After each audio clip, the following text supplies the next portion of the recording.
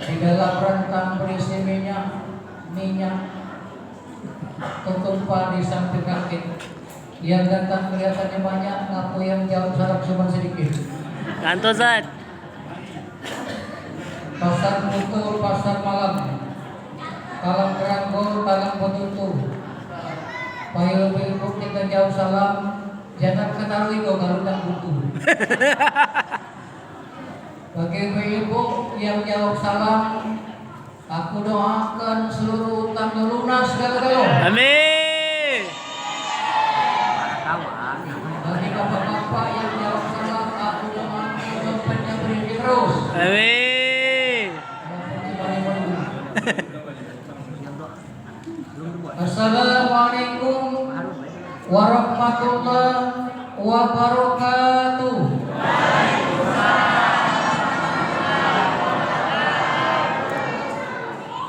Yang paling kencang jawab salam itu yang paling banyak utangnya. Budak-budak.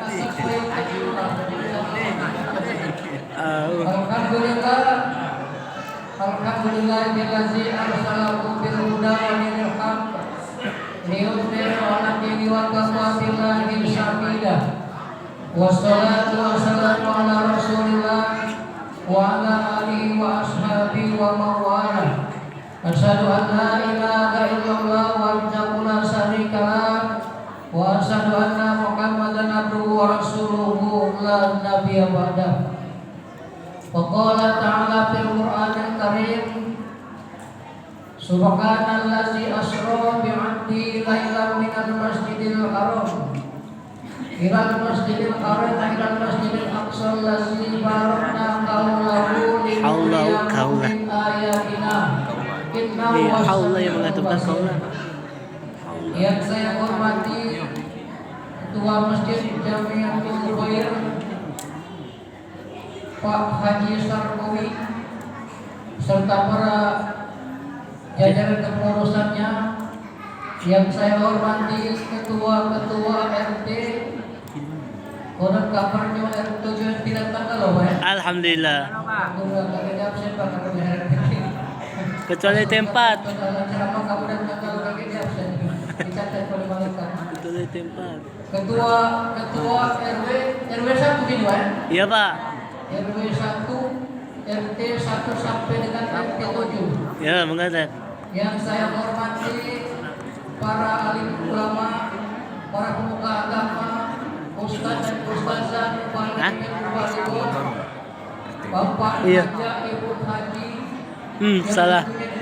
Bapak Haji, Ibu Haja salah.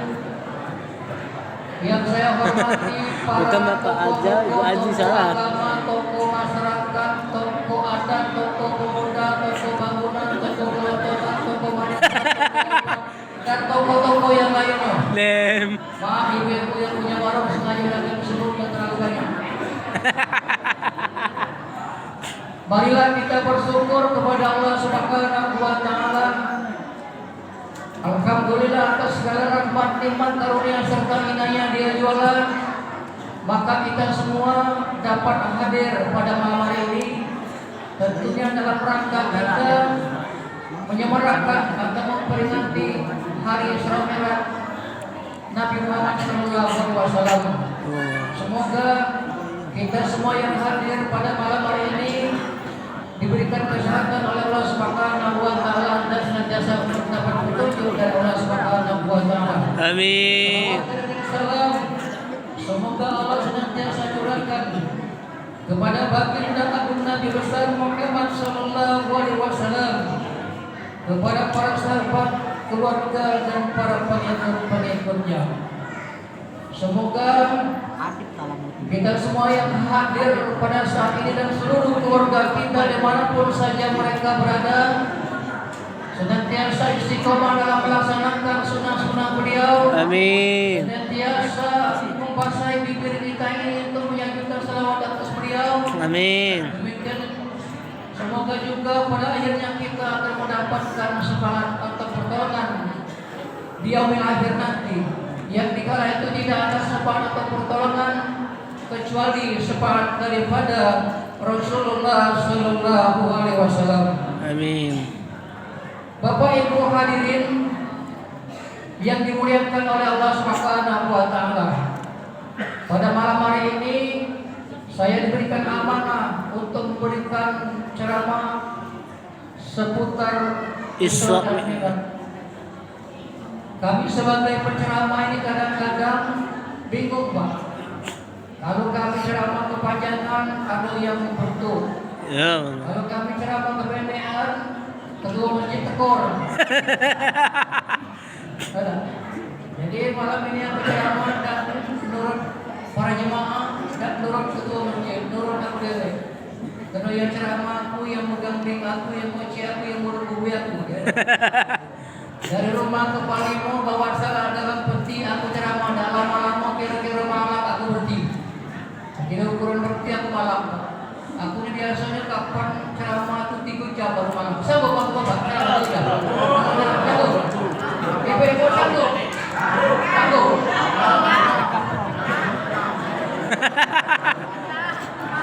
Tergantung PW tu lah. Tergantung PW. Bapak-bapak sanggup, ibu-ibu sanggup, aku dah sanggup. Kamu dengar ceramahku dan sambil minum. Ibu-ibu dengar ceramahku sambil Insya Allah. Bapak-bapak dan sambil merokok dengar ceramah. Aku tetap tidur jam sini kenyang-kenyang. Tapi kapan kau dari kenyang-kenyang? Asal kurang teman, saya sedikit manggil tukang urut, habis bilang kau aja. Baiklah Bapak Ibu hadirin sekalian, ikan sempat, ikan gabus ditaruh jatuh di pojok dampar, cepat lebih bagus, patung ngantuk perut lapar. Coba malam ini Pak Ketua Masjid, Pak Haji Sarkawi, bersih rumah pakai sikat, kalau nak telur pakai pewangi. Orang penceramah tak sikat, duit amplop jangan dikurangi. Kalau penceramah terang-terang sampai terang. Cuma aku kadang-kadang duit amplop kalau aku bagi dengan MC, Pak. Saya tak tahu aku tak pernah aku makan dia. MC kunci amplop juga. Sabar. Bapak Ibu hadirin yang dimuliakan oleh Allah Subhanahu wa taala. Aku yakin dan percaya Bapak Ibu sudah hafal betul mengenai Isra dan Mi'raj ini. Karena setiap tahun kita rayakan, Pak Haji. Betul. Setiap tahun. Jadi kalau Bapak ayah ada umur 50 tahun, malam hari ini, tahun ini, artinya sudah 50 kali menghadiri acara Isra dan Mi'raj. Betul. Belum dengar di YouTube, belum dengar di TV, tidak. Iya. Belum nonton-nonton di media lain. Ini sudah Pada 50 tahun lah. jadi aku sudah sengaja lebar. Kalau bertanya ke Bapak Lampar sudah balik pulang, ya.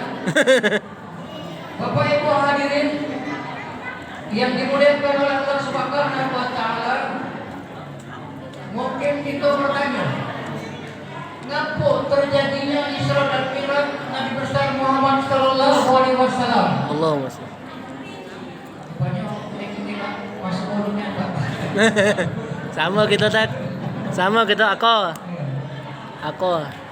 Karena pada tahun itu Rasulullah sallallahu alaihi wasallam dalam keadaan berduka, dalam keadaan sedih. Yang pertama, Hah? Dah, ya sama. yang sangat dicintai Siti Hah? Khadijah. Iya. Ibu-ibu kenal dari Siti Khadijah? Kenal?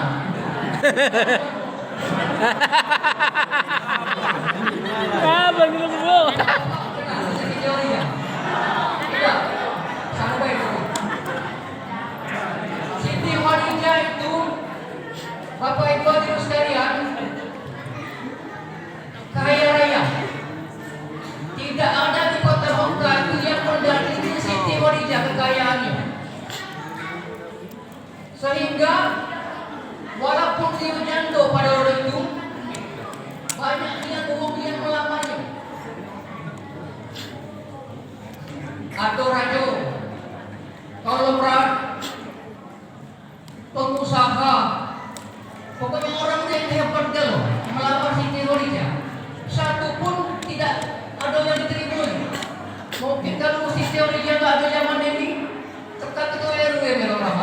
Ketua RT.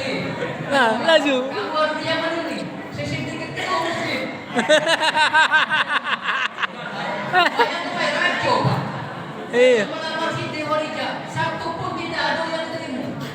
Justru dia senang dengan Rasul. Nabi kita Muhammad Sallallahu Alaihi Wasallam yang hidupnya sederhana, seorang pemuda yang biasa-biasa saja, tapi cuma sikap modal Rasulullah, jujur. Jadi barang dagangan Siti Khadijah itu kapan dibawa Rasulullah laku itu. Itu hebatnya Rasulullah. Apa modalnya? Jujur. Nah, jadi Pak, Lagi minum, Mek? Lagi minum? jadi lagi Belum. nanti jujur juga Pak. Minta. Dah minta. Adem itu ada. Gak apa-apa. Akan jika doa malaikat Jibril yang diambilkan oleh Rasulullah Sallallahu Alaihi Wasallam. Nak menjelang bulan puasa ini. Ya Muhammad, jangan diterima. Ya Allah, jangan diterima doa orang puasa orang yang belum akor suami dan istrinya. Yo. Kata Rasulullah, amin. Ya Allah, demikian Jibril, jangan diterima puasa umum yang tetangga dan tetangga yang belum seakoran. Betul. Amin. Jo Rasulullah. Yang ketiga, ya Allah, jangan kau terima anak yang masih belum akor dengan orang tuanya. Amin. Yo. Nah, jadi Pak, Bu, balik ini saling minta maaf lah dengan Aduh. Bapak di Aduh. rumah. Kalau ada rezeki balik, ini minta maaf lah. Pak, aku minta maaf. Duit dalam dompet yang hilang aku, gitu. Selama ini kamu goreng dua anak kamu, ada. Yo, jawab Pak. Aku juga minta maaf Bu. Yang di WA nama Muhammad itu nama sama Raj, bukan namanya Siti. Ada minta maaf. Ini mudik kan? Kira mudik gitu kan? Jadi minta maaf. Nah, lagi lewat itu mah. Bapak Ibu hadirin yang dimuliakan oleh Allah Subhanahu wa taala. Akhirnya singkat cerita, harta Siti Khadijah yang begitu banyak habis membantu perjuangan Rasulullah Sallallahu Alaihi Wasallam. Dulu Siti Khadijah orang yang paling kaya. Di akhir hayatnya dia menjadi orang yang paling miskin. Menurut satu kisah, di akhir hayat Siti Khadijah, baju yang dipakainya itu 83 kapalan. Tapi apa kata Siti Khadijah? Ya Rasulullah, aku ikhlas. Aku ikhlas seluruh hartaku habis untuk membantu perjuanganmu. Lillahi ta'ala. Siti Khadijah itu Pak Bu, wanita yang paling pertama bersahadat di zaman Rasulullah Sallallahu Alaihi Wasallam. Bahkan di akhir hayatnya Siti Khadijah sempat berpesan kepada Rasulullah Sallallahu Alaihi Wasallam, ya Muhammad, seandainya aku sudah meninggal, engkau ingin menyeberang sungai, tidak ada jembatan, engkau ambil saja tulang belulangku untuk sebagai alat menyeberang sungai ini. Itu hebatnya Siti Khadijah. Ada Pak kira-kira wanita zaman sekarang itu? Ada kira-kira Pak? Hah? Kata? Aduh. Labalimu. Di akhir hayatnya Siti Khadijah sempat ngomong dengan Siti Fatimah, anaknya. Wahai Fatimah, tolong bilang dengan ayahmu Muhammad, kalau aku meninggal nanti, aku minta kain kafannya dari serban Rasulullah Sallallahu Alaihi Wasallam. Rupanya Allah mendengar percakapan itu. Tidak lama kemudian malaikat Jibril membawa 5 kain kafan dari surga. Lalu ditanya oleh Rasulullah SAW, "Ya Jibril, untuk siapa 5 kain kafan ini?" "Kain kafan yang pertama untukmu ya Rasulullah. Yang kedua adalah untuk Siti Khadijah. Yang ketiga adalah untuk Siti Fatimah. Yang keempat adalah untuk Ali, suaminya Siti Fatimah, menantu Rasulullah. Yang keenam adalah untuk Hasan." Pertanyaan Rasulullah, "Yang mana yang punya Husin?" Kan cucunya dulu, Hasan dan Husin. Kata malaikat Jibril, "Husin nanti akan dibantai di dalam peperangan. Dia akan mati sebagai syahid." Nah, itu kan hebatnya Pak. Malaikat Jibril dan Allah tahu kejadian yang akan datang. Ngebas ya. Jadi sebagai balasan kepada Siti Khadijah radhiyallahu anha, Allah Subhanahu wa taala menurunkan kain kafan dari surga. Bisa itu bayangkan Pak, kalau kain kafan dari surga sanggup dah kita malaikat nanya di dalam barzah? Sanggup dah? Kalau ada malaikat nanya balap, malaikat bukan nakir, nanya kain kafan ini ada. Itu dari surga. Sedangkan ini alam barzah, lokanya di malam, tidak tahu. Itu keistimewaan balasan atas pengorbanan Siti Khadijah selama ini. Belum habis kesedihan Rasulullah Sallallahu Alaihi Wasallam ditinggalkan Siti Khadijah, pamannya Abu Thalib lama tiba. Jom sekali. Kita tahu pamannya Abu Thalib itu sangat besar pengaruhnya di muka. Dia pernah bilang, siapa saja yang mengganggu dakwah Rasulullah maka akan berhadapan dengan langkah dulu mayat. Saking kehebat apa namanya itu Abu Thalib menjaga dakwah Rasulullah, sehingga pada zaman itu datang dia yang sanggup mengganggu Rasulullah ketika di depan Abu Thalib. Tapi Pak, Abu Thalib di akhir hayatnya dia sudah sempat bersyahadat. Berpuluh-puluh kali Rasulullah menuntutnya untuk bersyahadat, tak dibuka mulutnya. Tapi menurut jumhur para ulama, memang dia masuk neraka akhirnya. Tapi dia neraka yang paling ringan, karena dia telah membela dan menjaga dakwah Rasulullah Sallallahu Alaihi Wasallam. Kemudian Rasulullah sangat sedih. Orang-orang yang kuat yang selalu menjaga dan membela perjuangannya kini telah tiada. Dia mengambil keputusan untuk pergi ke Taif. Di Taif itu dia masih ingat ada beberapa saudaranya dan beberapa temannya. Harapan dia ketika pergi ke Taif nanti dia bakal dapat sambutan yang begitu hangat, dapat respon sehingga dakwahnya diterima.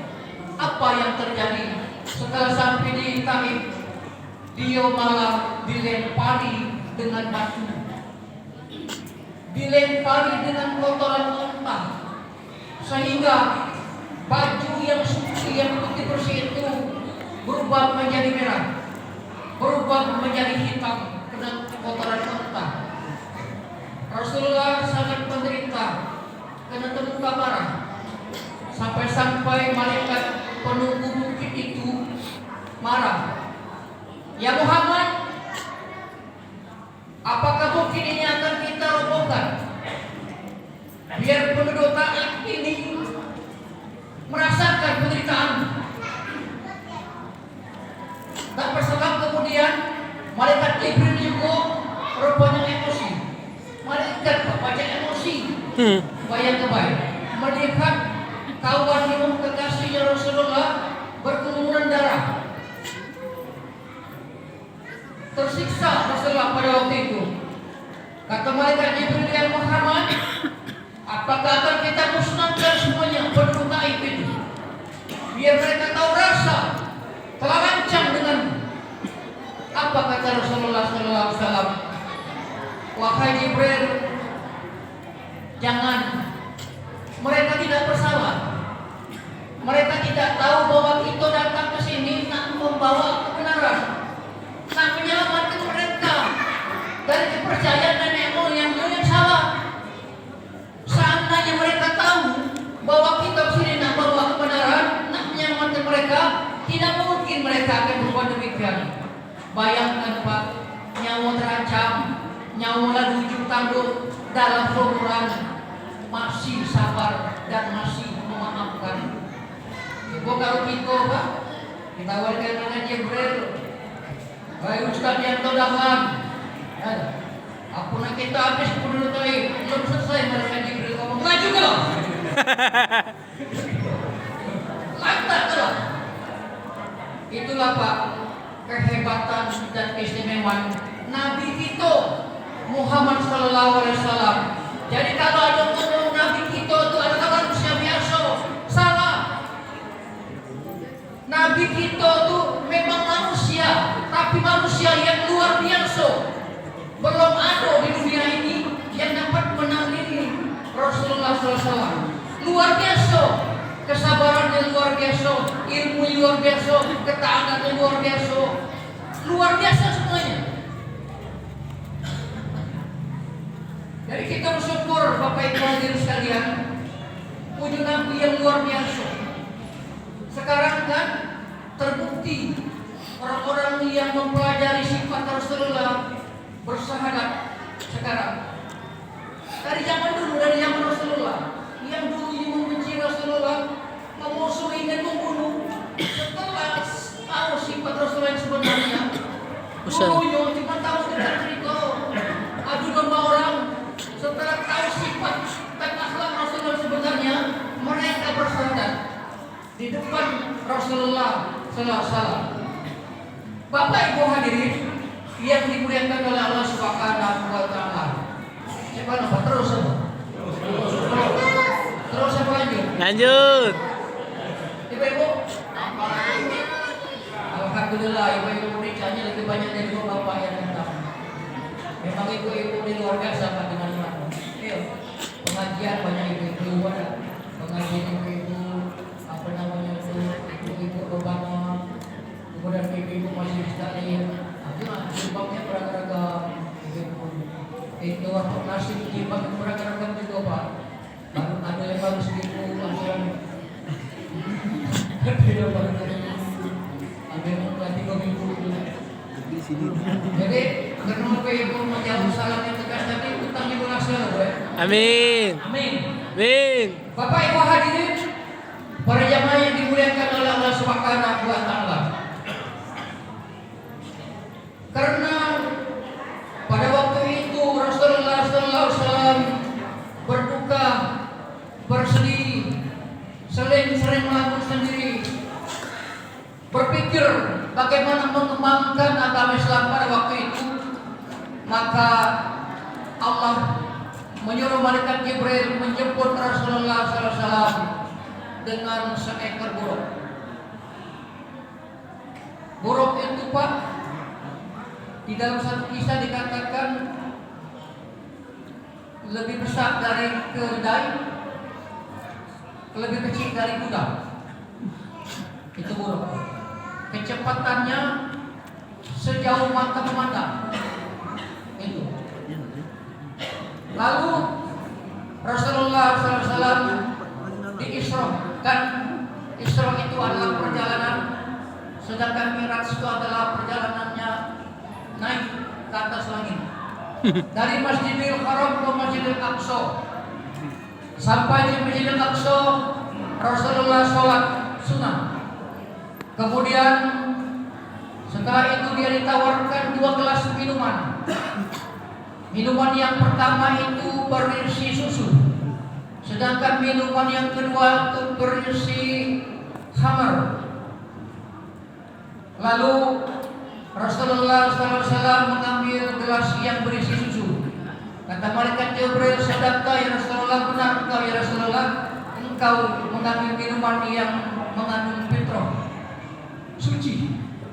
Coba Pak, kalau Rasulullah ngambil minuman yang berisi khamar, itu dimabukkan lalu ada kopi mabuk, tidak pakai khamar baik, banyak yang dalam mabuk, nak pergi pegawai mabuk dulu, nak pergi pengajian mabuk dulu, nak masjid mabuk dulu, teler kalau kita kiamat. Oleh karena itu, syukurlah Rasulullah ngambil gelas yang berisi susu. Kemudian Rasulullah SAW diberangkatkan menuju Mi'raj. Di langit yang pertama, malaikat Jibril ditanya oleh penunggu langit, "Ya Jibril, ya siapa kamu?" "Saya Jibril." "Dengan siapa?" "Dengan Muhammad."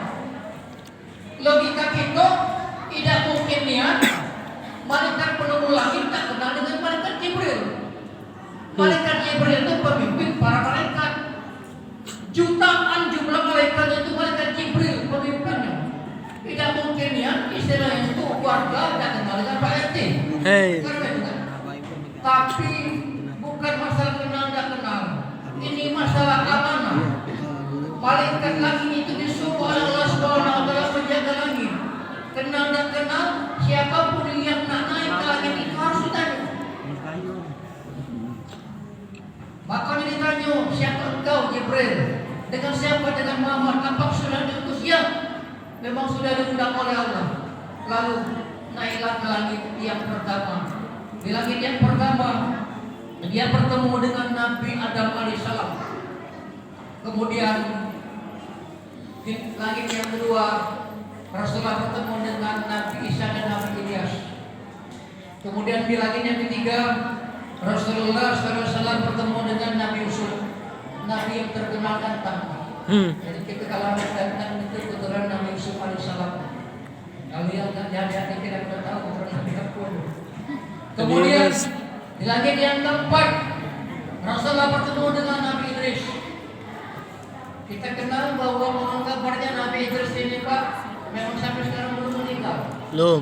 Ada 4 Nabi yang belum meninggal, itu Nabi Idris, Nabi Haider, Nabi Isa, satu lagi Nabi Ilyas yang sampai sekarang belum meninggal. Kemudian di langit yang kelima Rasulullah SAW bertemu dengan Nabi Harun. Di langit yang keenam Rasulullah SAW bertemu dengan Nabi Musa. Di langit yang ketujuh Rasulullah SAW bertemu dengan Nabi Ibrahim alaihissalam. Kemudian Rasulullah naik lagi ke Sidratul Muntaha. Kemudian kata malaikat Jibril, "Ya Rasulullah, maaf, aku tak bisa ikut denganmu." "Kenapa ya Rasulullah? Engkau tidak mau menemaniku?" "Kalau aku ikut Rasul, tubuhku akan lebur, aku akan cair. Karena cahaya berbeda dengan cahayamu. Cahayamu itu hampir serupa dengan cahaya Allah. Makanya mereka tidak sanggup naik ke Sidratul Muntaha. Hanya satu-satunya manusia yang sanggup di Sidratul Muntaha itu adalah Rasulullah Sallallahu Alaihi Wasallam. Dan akhirnya Rasulullah Sallallahu Alaihi Wasallam semakin dekat dengan Allah Subhanahu Wa Taala.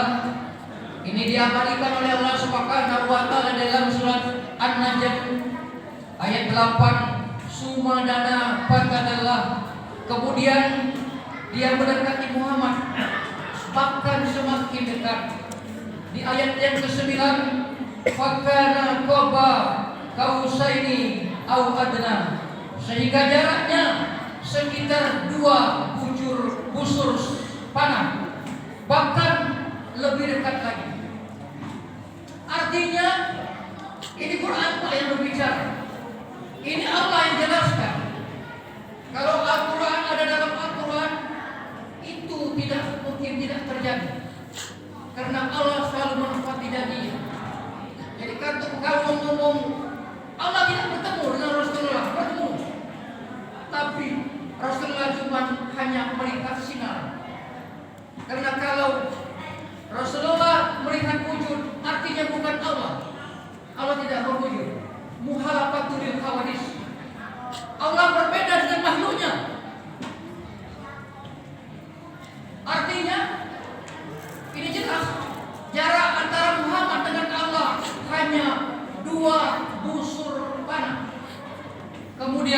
Di ayat yang ke-10 dijelaskan wa aula ila abdihi auha, dan Allah menyampaikan wahyunya. Jelas di sini.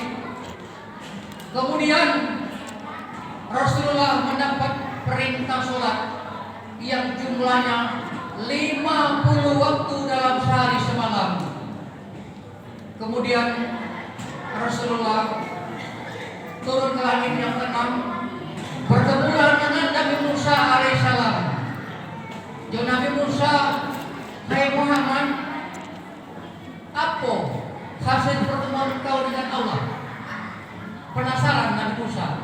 Kata Rasulullah, aku mendapat perintah sholat untuk umatku. Berapa? 50 waktu. Hai Muhammad,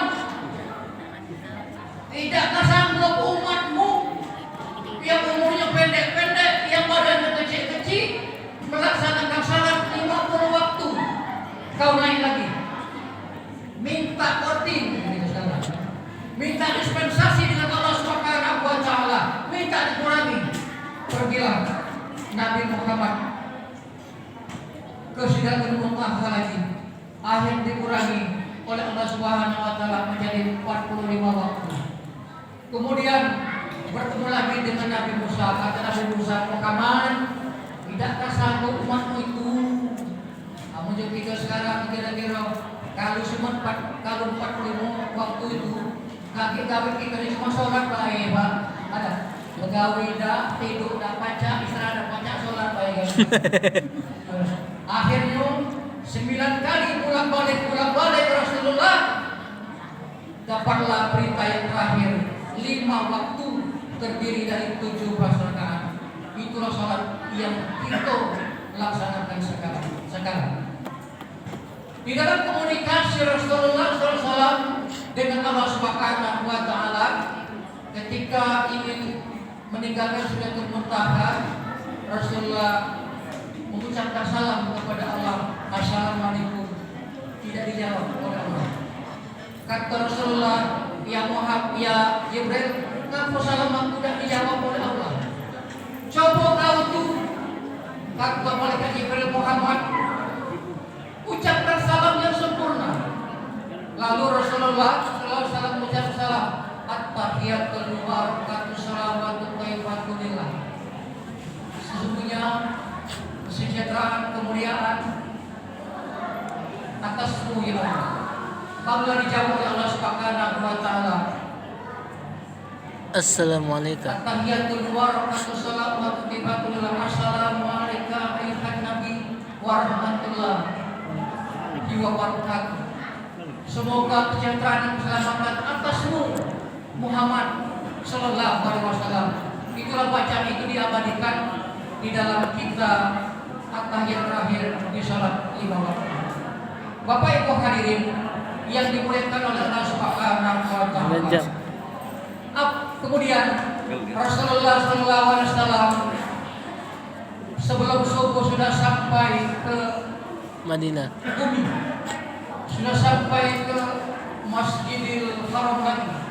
Kemudian pagi harinya, karena Rasulullah merasa senang menjadi tamu Allah, merasa gembira bertemu dengan Allah Subhanahu wa Ta'ala Sang Pencipta, dia berceritalah di kota Mekah itu, wahai saudara-saudaraku, aku semalam telah bertemu dengan Allah Subhanahu wa Ta'ala. Rupanya cerita itu didengar oleh Abu Jahal yang memang memusuhi dan benci kepada Rasulullah SAW. Tak lama datanglah Abu Lahab, Abu Sufyan, datang abu-abu yang lain termasuk Abu Musa. Kalau telah panas-panas suwong kan, kalau mengadu domba kan Abu Musa, kalau masuk-masuk. Akhirnya Abu Jahal naik ke atas bukit.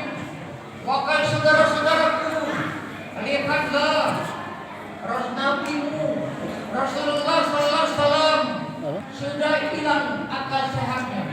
Dia sekarang sudah gila. Muhammad tak waras lagi.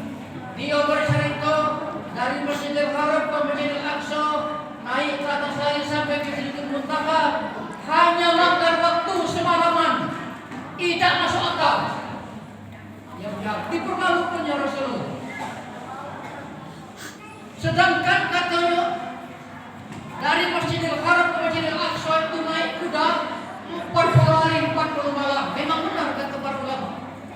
40 hari 40 malam.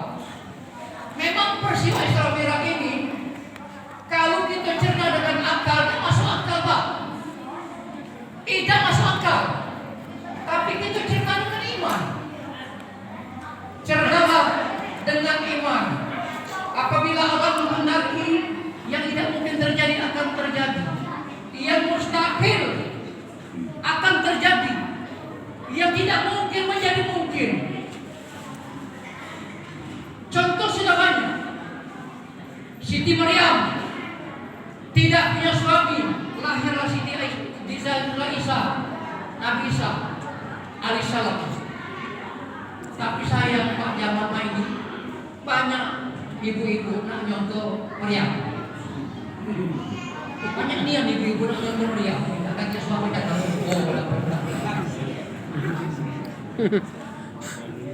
Nabi Ibrahim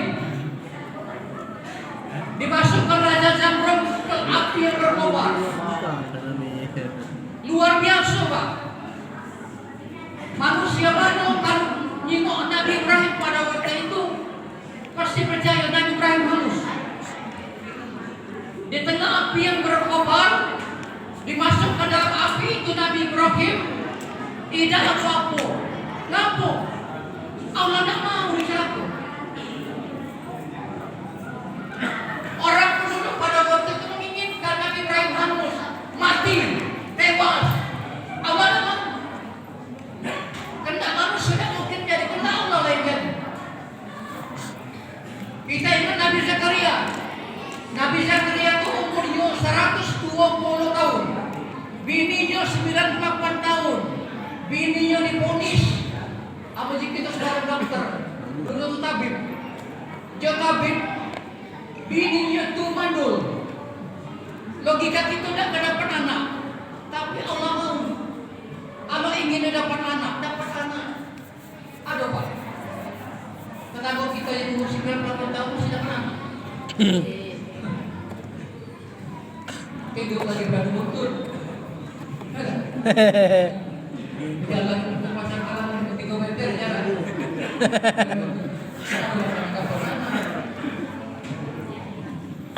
Tapi Allah mau. Semua yang mustahil Allah mau jadi. Semua yang tidak mungkin Allah mau jadi. Jadi peristiwa Isra Mi'raj ini jangan dicerna oleh akal, cernalah dengan iman. Nah, kemudian berita itu sampai ke Abu Bakar. Hei, Abu Bakar, kata Abu Yahya tadi. Kawannya Abu Gosok tadi. Itu kawanmu Muhammad, sahabatmu lagi loh. Tidak waras lagi. Dia ngomong perjalananmu dari Masjidil Haram ke Masjidil Aqsa naik ke langit ketujuh sampai ke Sidratul Muntaha hanya makan waktu semalaman. Apa kata Abu Bakar? Dari siapa sumber itu?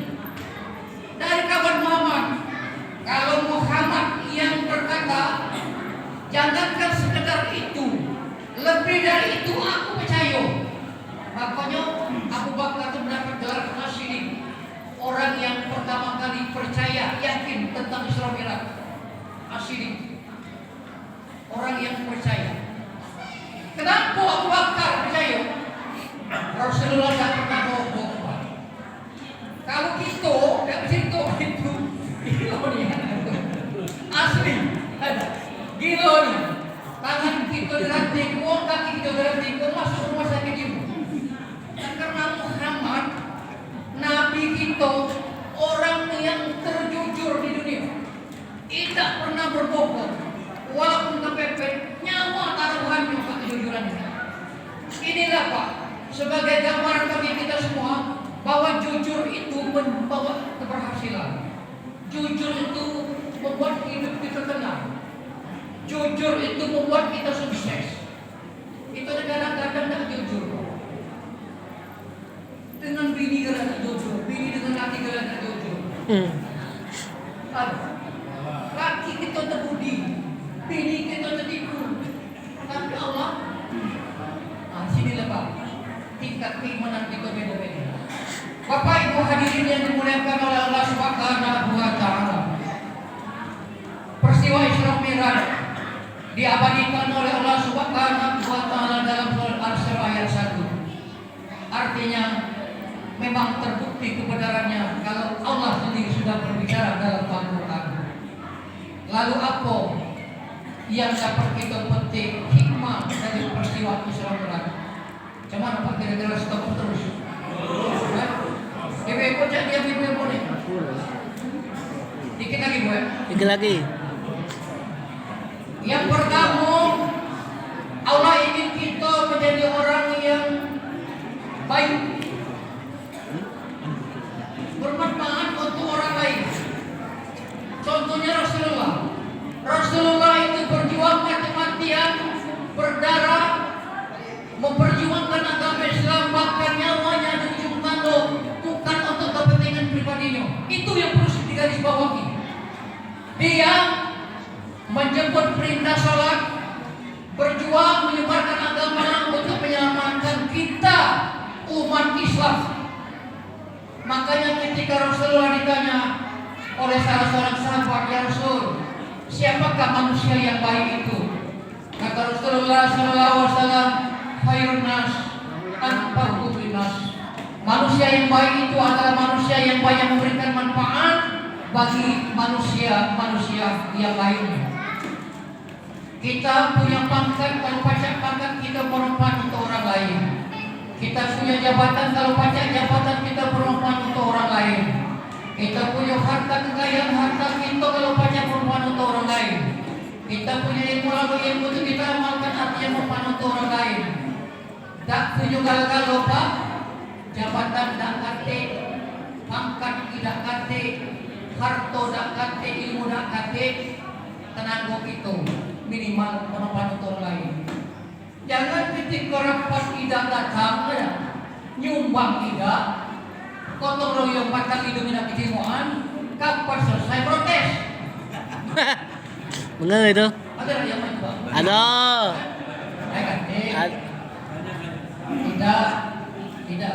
Tidak jauh beda. Nah sekarang Bapak Ibu hadirin sekalian, kita bisa introspeksi diri. Sudahkah kita menjadi manusia yang baik? Bermanfaatkah kita untuk orang lain? Hanya kita sendirilah yang bisa menjawabnya. Yang kedua, hikmah dari Isra Mi'raj itu, Allah ingin kita menjadi orang-orang yang bersyukur. Di dalam surat Al-Fatihah kalimat kedua apa? Alhamdulillahirabbil alamin. Ada para ulama bilang Bismillahirrahmanirrahim itu sudah masuk ayat yang pertama. Coba lihat Al-Quran. Jadi di ayat keduanya Alhamdulillahirabbil alamin. Segala puji bagi Allah Tuhan sekalian alam. Doa Abdul doa alhamdulillah, kata Rasulullah. Doa yang paling abdul adalah alhamdulillah. Maka sebelum kata-kata yang lain, ketika kita pernah baca, ucapkanlah alhamdulillah. Kata-kata itu membuat kita bersyukur kepada Allah Subhanahu wa Ta'ala. Begitu banyak nikmat yang telah Allah berikan kepada kita. Kata seorang penyair Arab, seandainya seluruh batang-batang kayu ini kita jadikan sebagai penanya, seluruh daun-daunan yang ada di muka bumi ini kita jadikan sebagai kertasnya, kemudian segala air yang ada di laut-lautan, di sungai dan lautan kita jadikan sebagai tintanya, semuanya itu kita kumpulkan untuk menghitung nikmat-nikmat Allah yang telah diberikan kepada kita. Habis semuanya itu kita belum selesai menghitung nikmat-nikmat Allah. Saking kebanyak nikmat Allah yang telah diberikan kepada kita. Ada sebuah kisah jemaah haji kita dari Indonesia umur 78 tahun ketika sedang menunaikan ibadah haji tiba-tiba dia pingsan. Lalu dievakuasi di salah satu penyakit rumah sakit swasta di Mekah. Kemudian selama 24 jam dia diberi oksigen. Diberi batal oksigen karena tidak bisa bernafas, dia pingsan. Singkat cerita, Setelah 24 jam dia bisa menghirup udara segar, pulih kembali dan sadar. Kemudian dokter dan perawat menunjukkan tagihan. Kalau dilihatnya 600 real, kalau duit itu lebih kurang 4 juta rupiah, Bapak Ibu hadirin sekalian. Setelah melihat tagihan itu, kakek itu nangis. Sejadi-jadinya dia nangis. Dokter dan para perawat sempat melunakkan hatinya, sempat bujuk-bujuk begitu. Pak, sabar Pak, duit banyak dicari. Kata dokter dan apa kata orang tua itu? Aku nangis bukan karena tagihan ini. 10 kali lipat dari tagihan ini aku sanggup. Aku naik haji ratusan juta dan aku sanggup. Hartaku banyak. Yang ku tangisi bukan tagihan 4 juta ini. Yang ku tangisi aku hanya pingsan 24 jam sehari semalam. Aku harus membayar ke pihak rumah sakit 4 juta. Sekarang umurku 78 tahun. Selama 78 tahun aku tak pernah pingsan. Aku bebas menghirup udara segar, bebas menghirup oksigen, bebas bernapas naik turun. Tapi Allah tidak pernah nagih aku. Yang aku pikirkan, yang ku tangisi, berapa banyak hutangku kepada Allah Subhanahu wa Ta'ala. Bagaimana cara aku membayarnya? Tergambar tak? Itu Pak. Ada. Kesehatan yang telah diberikan oleh Allah Subhanahu wa Ta'ala kepada itu. Itu baru nafas Pak. Akhirnya dokter nangis Pak. Suster itu nangis, menundukkan kepala. Benar kata tua ini. Jadi dokter aku 40 ini tidak pernah sakit. Itu baru nafas Pak.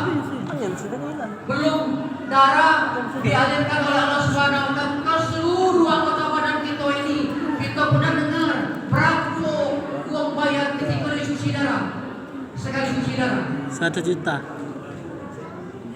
Ngapuk kena darahnya kotor, peredaran darah tidak normal di badannya. Darah. Allah mengawasi denyut nadi kita. Allah mengatur denyut jantung kita. Kebayang tak kita kalau kita hidup dalam dunia ini tanpa kaki siko? Kebayang tak kita kalau kita hidup di dunia ini tanpa tangan siko? Kebayang tak kita hidup di dunia ini kalau kita mantu kita butuh siko? Nah itu yang kita pikirkan Pak. Kita kadang-kadang berpikir bahwa nikmat Allah itu hanya berupa harta. Iya, itu. Ada kekayaan dan duit, kesehatan yang senantiasa kita rasakan Baca baik dan satu pernah sunnah. kita pikirkan. Jadi Bapak Ibu sekalian, belajarlah kita bersyukur kepada Allah Subhanahu wa Ta'ala. La in syakartum la azidannakum wa la in kafartum inna azabi lasyadid. Kata Allah, kalau kamu bersyukur kepadaku maka akan aku tambah nikmat kepadamu. Tapi kalau kamu kufur kepadaku, tidak mau berterima kasih kepadaku, tidak mau bersyukur kepadaku, inna azabi lasyadid. Tunggulah, suatu saat kamu akan mendapat azab dariku. Kita akan bersyukur karena harta kita dimiskinkan oleh Allah. Tidak bersyukur atas kesehatan kita disakitkan oleh Allah. Tidak bersyukur dengan ilmu kita, maka ilmu kita tidak bermanfaat. Hilang bisa ilmu kita, tidak diamalkan. Bapak Ibu sekalian, itulah 3 hikmah yang dapat kita petik dari perjalanan Isra Mi'raj Nabi besar Muhammad SAW. Kiranya ke depan ini menjadi pelajaran bagi kita bahwa 3 hikmah tersebut senantiasa kita jaga, dan tentunya itu hasil daripada perjuangan Nabi kita Muhammad Sallallahu Alaihi Wasallam. Dan mungkin itu saja. Jadi adalah gue Jelas Pak. Lagi lah. Lain kali kita bertemu lagi Pak. Masih banyak waktu. Kita berdoa mudah-mudahan kita sama-sama sehat dan kita tentunya akan bertemu lagi. Terima kasih atas segala perhatiannya. Seandainya ada tutur yang kurang teratur ataupun rangkaian kata-kata yang kurang terkata atau segala sesuatu kurang menyentuh atau kata-kata saya ada yang kasar, memang saya malu kasar Pak. Kalau saya malu halus kamu berlari kalau aduh saudara kata uangnya daun kurma dibuat ramuan taruh dalam gelas. Kalau aku ceramah kelamuan ketika menyangkut aku kurang waras. Sayur kacang, sayur jagung, irislah dengan belati. Kalau ada kata-kata saya yang lancang sehingga membuat Bapak Ibu hadirin sekalian tersinggung, jangan simpan dalam hati. Alangkah makan durian, lebih lama lagi kita pakai es batu. Ceramah saya cukup sekian. Wassalamualaikum warahmatullahi wabarakatuh.